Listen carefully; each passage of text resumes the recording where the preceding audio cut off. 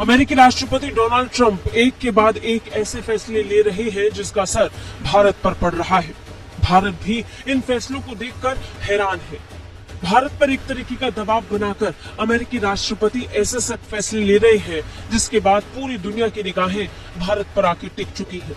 अब तक चीन को तेवर दिखाने वाले ट्रंप अब भारत पर खुले तौर पर बयान दे रहे हैं और एक्शन ले रहे हैं। अब ट्रंप सरकार ने इलीगल इमिग्रेशन को लेकर कुछ भारतीय नागरिकों पर बैन लगाया है। सरकार में आने के बाद से डोनाल्ड ट्रंप प्रशासन इलीगल इमिग्रेशन को लेकर सख्त दिखाई पड़ रहा है। इसे लेकर वो लगातार बड़े फैसले ले रहा है। इसी बीच एक और खबर निकलकर सामने आई जिसका सीधा नाता भारत से था। इस बीच अमेरिका ने भारत में स्थित कुछ ट्रैवल एजेंसियों के मालिकों, सीईओ और सीनियर अधिकारियों पर वीजा प्रतिबंध लगाने की घोषणा कर दी है।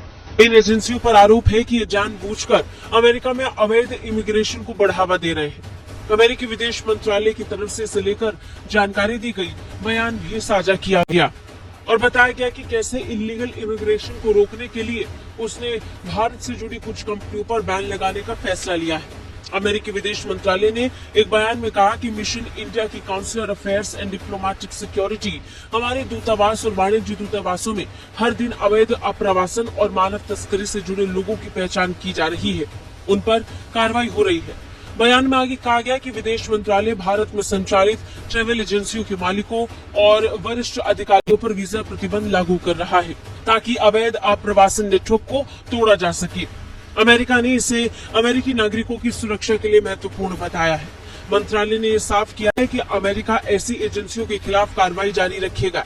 बयान में कहा गया कि हमारी अप्रवासन नीति का उद्देश्य न केवल विदेशी नागरिकों को अवैध अप्रवासन के खतरों के बारे में जागरूक करना है, बल्कि उन लोगों को जवाबदेह ठहराना भी है जो हमारे कानूनों का उल्लंघन करते हैं।